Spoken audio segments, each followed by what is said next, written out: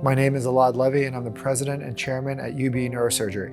My expertise is minimally invasive vascular and brain surgeries for tumor and other vascular diseases of the brain. I wanted to be a part of this initiative because bending the cost of healthcare is something I'm very passionate about. And when we can continue to reduce the cost of care and actually give patients a higher quality personal experience, we wanted to be one of the first in the country to create that type of center right here in Western New York.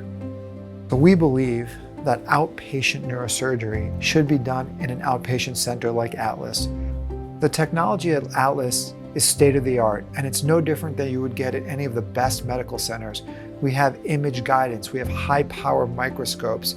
So truly, as we move into smaller incisions and outpatient surgery, we don't compromise the quality of care or the technology, so we can truly give you best-in-class surgery. It's very important that patients that we operate on here have fantastic outcomes. Some of the patients that I've operated on have truly felt that they have individualized care, and that is what Atlas is designed for. We have all made Buffalo our home, so we want to bring this type of vision, excellence in outpatient neurosurgery, and begin this right here in Buffalo.